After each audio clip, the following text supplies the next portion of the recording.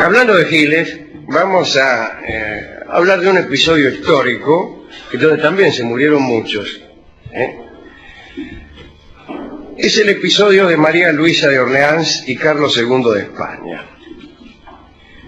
Carlos II el hechizado, ¿se acuerda? Pobrecito, un tipo muy enfermo. En todas las cortes de Europa se conocía la endeblez física y mental de Carlos II de España. Fue el último de los Austrias, de los Habsburgo. Desde su nacimiento, los familiares no hacían otra cosa que esperar la noticia de su muerte. Pero el chico pasó la infancia, y bueno, llegó un punto en que entre los nobles europeos se empezó a hablar de boda, había que casarlo al tipo, era el rey de España. Si todos los casamientos reales eran por razones de Estado, más lo era en este caso en que se desconfiaba de la sucesión. Carlos era producto de una unión entre familiares. Esto pasaba en casi todas las familias reales de Europa, tanto primo, primo segundo, cuñadito y tío, por ahí producían estas cosas. Y se suponía que Carlos no podía tener hijos también, se suponía eso. Ahora bien, la corte francesa estaba muy interesada en el asunto por su inmediata vinculación con la familia real española. Carlos II era cuñado de Luis XIV de Francia. Y Luis XIV tenía pensado unir a su corona a la corona de España si es que no había sucesión. Porque María Teresa, la esposa de Luis XIV, era la hermana mayor de Carlos el hechizado, Carlos II. Al saber que el rey español anunció su deseo de casarse, Luis propuso como candidata a la princesa María Luisa de Orleans, que era su sobrina. Dicen que María Luisa era la princesa más hermosa de Europa. Luis XIV la ofreció y se aceptó ese ofrecimiento. En Versalles hubo festejos. Insistimos, Luis XIV no creía en las posibilidades físicas de Carlos II para engendrar, pero quería tener influencia en Madrid en vista de que a la posible muerte de Carlos, sin descendencia, la corona quedara para los franceses. Había algunos oponentes en la corte española que intuían las intenciones de Luis XIV.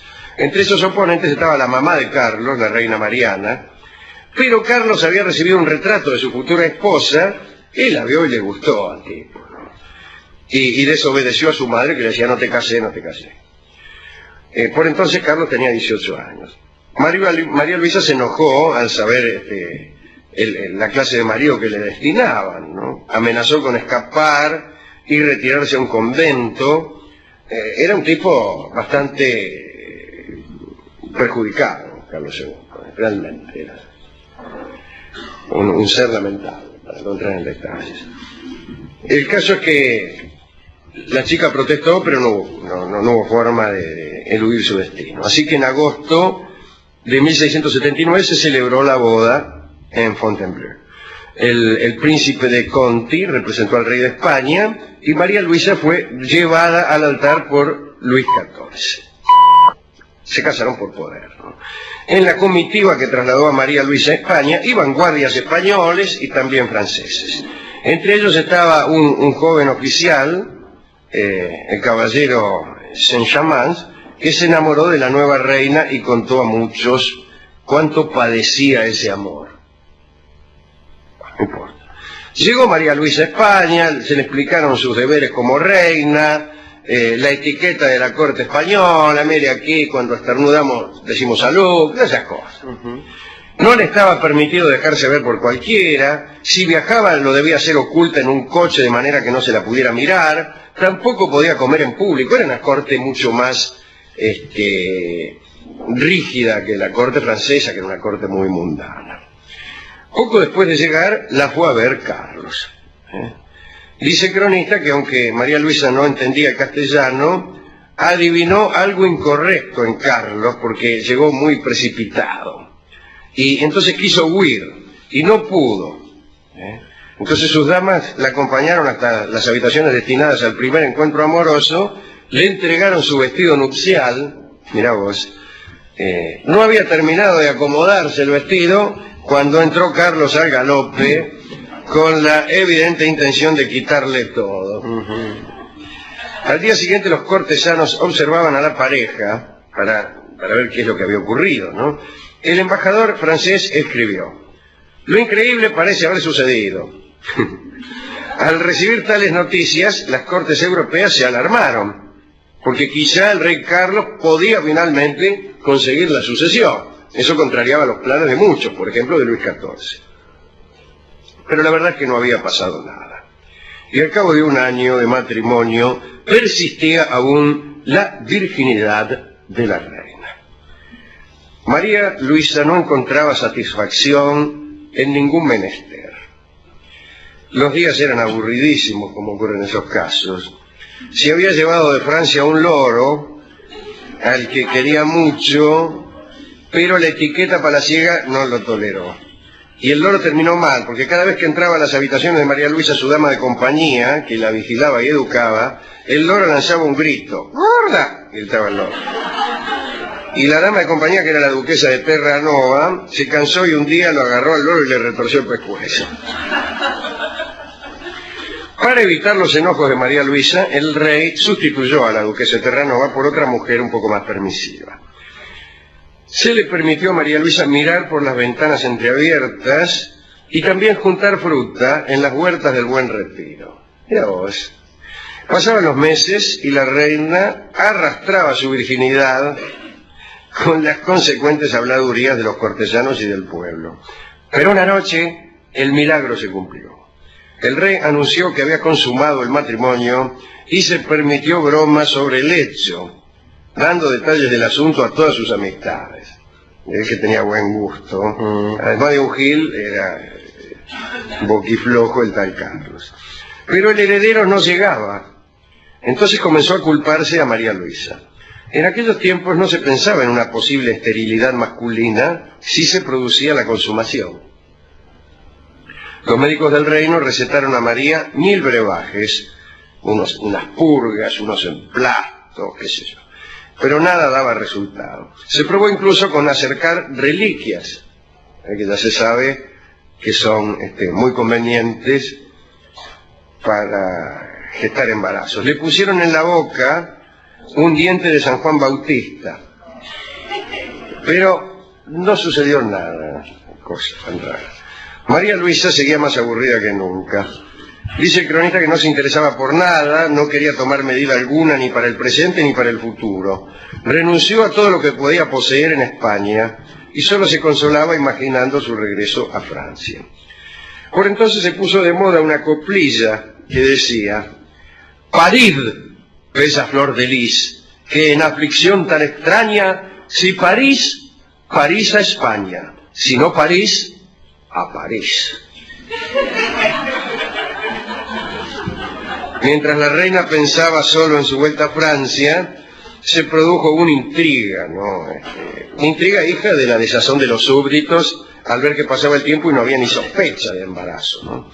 Tan grande era en España el prestigio de los reyes que el pueblo estaba mejor dispuesto a creer cualquier calumnia acerca de sus reinas que admitir que uno solo de sus monarcas no fuese capaz de procrear. Y la calumnia no tardó en aparecer. Se dijo que la reina no quería tener hijos con Carlos II y que intencionadamente malograba sus embarazos. Y todo porque estaba enamorada de aquel oficial francés, Saint-Germain, que devotamente le había servido en las jornadas de traslados durante la boda. Saint-Germain estaba en París, donde, como dijimos al principio, había contado a varios lo mucho que amaba a María Luisa. Alguien escribió unas cartas en las que se hizo pasar por María Luisa y se las mandó a Saint-Germain. En las cartas falsas, María Luisa le decía al enamorado que estaba dispuesta a corresponder al amor que, según le habían dicho, había despertado en el oficial. Saint-Germain, al recibir semejante mensaje, saltó de alegría y le mostró las cartas a todo el mundo. Hasta tal punto le creyeron que se le acercaban algunos indeseables para usufructuar su nueva jerarquía de amado por la reina. En realidad no era poca cosa ser el amante de la reina de España y de la sobrina del rey de Francia.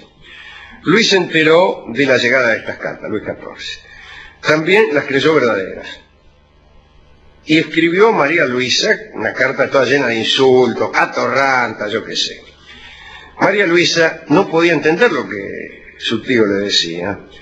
Pidió a Luis XIV que saliera del error en que se había metido y se confesó presa de la mayor de las iniquidades. Al no poder cumplir con el deber de proporcionar un heredero, y además por el hecho de andar con otros, se le sugirió a Carlos que la repudiara. Dice, repudiala, Carlos, dice que no solo no te da un heredero, sino que anda con otros tipos. Pero sucedió otra cosa. La reina continuó tomando los brebajes que los médicos de la corte le daban para que quedase embarazada. Y en febrero de 1689 María Luisa fue a cabalgar por unos bosques. A su regreso se descompuso, tuvo fiebre y vómitos. Los médicos dictaminaron cólera morbo. En realidad se trataba de un desarreglo producido por los mejunjes que le habían recomendado, que no tenían otro sentido que envenenarla.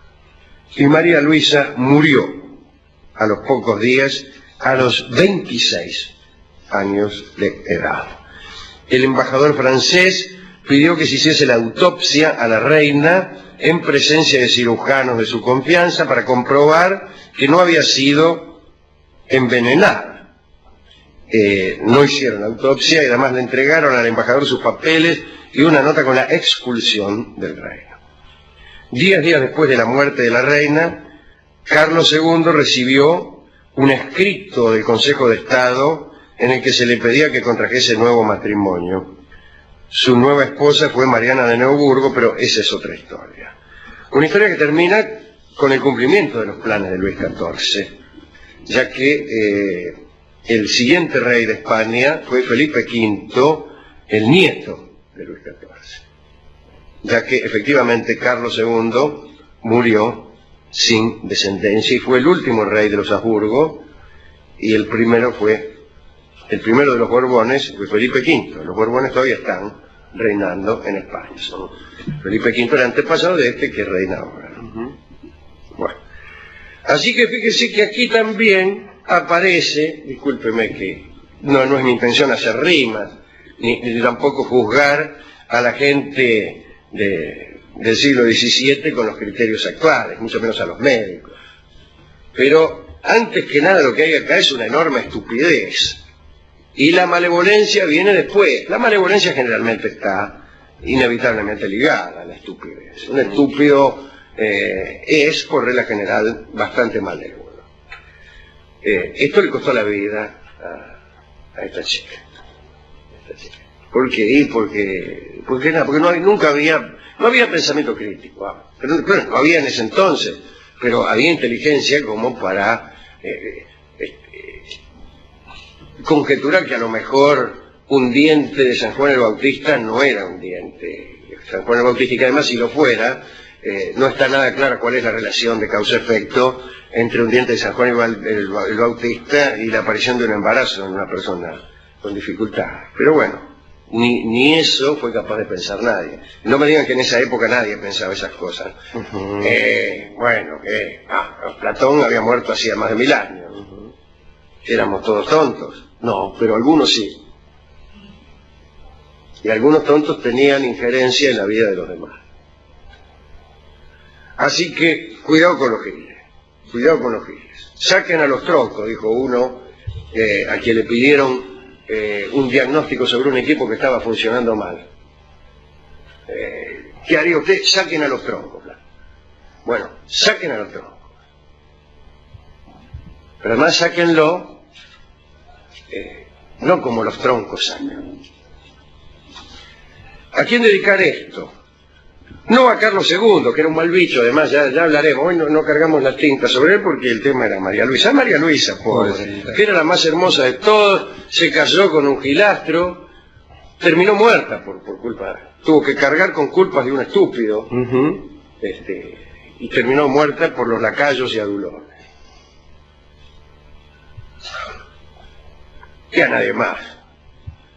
El otro tampoco me gustó, el Saint-Germain. No. Que andaba contando ahí, y ni siquiera era de la mina la carta, se le había escrito otro. Sí, se agrandó en vano. Claro, ¿quién sabe cuántos de nosotros estaremos agrandados en vano? ¿Por cartas o por suposiciones o por cosas que falsamente creemos? Yo estoy seguro que voy a decir esto, mire, usted habrá hablado con muchos amigos suyos, cada vez que uno habla con una persona, me incluyo también, ¿no? Siempre un tipo asegura que fulana o sultana están enamoradas de él. Yo no estoy tan seguro de que sea así. Y mira si no. Porque fulanita, vos no sabés cómo me amaba, yo qué sé.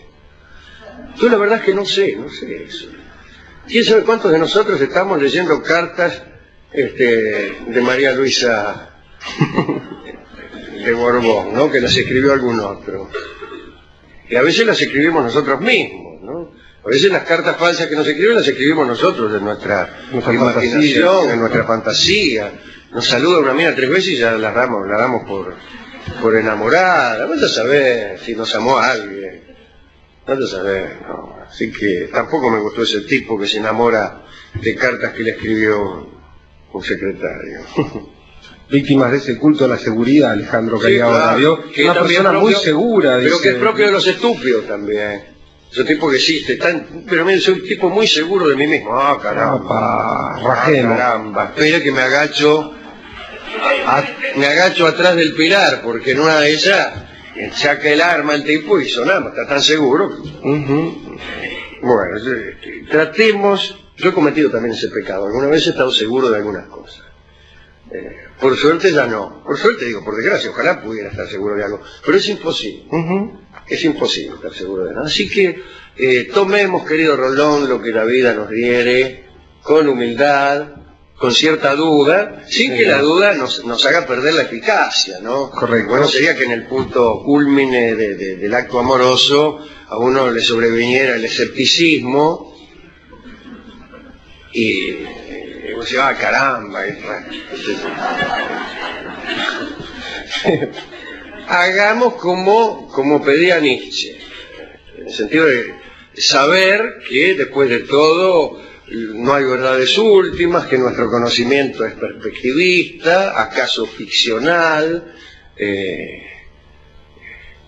pero sigamos creando eso, aunque sea con la idea de lo que esto pudiera tener de artístico.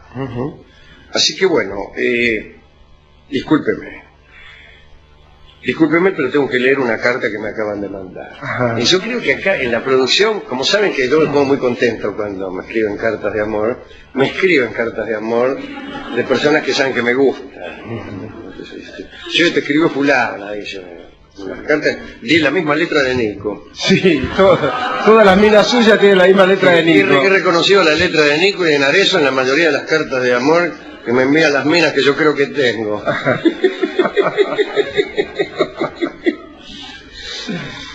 Bueno, hemos ido a la discoteca a pedir discos de esto, acerca de María Luisa de Orleans, ¿no? La princesa. Los Orleans era una familia secundaria de los Borbones, ¿no? Reinaron también en España. Bueno, y como aquella princesa es un bello tango que vamos a escuchar en la versión del pianista Juan Trespiana. Así que adelante, Juan, joven pianista, que vale la pena escuchar porque tiene muchísimas ideas, muchísimo conocimiento de género, muchísima autoridad, sabe quién ha sido Lucio de Mare, que es decisivo en esto. Aprovecho para saludar en Juan Trespiana a todos los artistas en dificultades, que están también en Argentina en dificultades por las mismas razones apuntadas, en un lugar en donde todo el mundo está seguro y tiene revelaciones divinas. Estos acordes son mal vistos, son preferibles, claro. Otra clase de música, de letras, así que aprovecho para saludar a este pianista que seguro que está en dificultades porque su arte propone dificultades. Adelante, Juan Trespiana, el tango es como aquella princesa.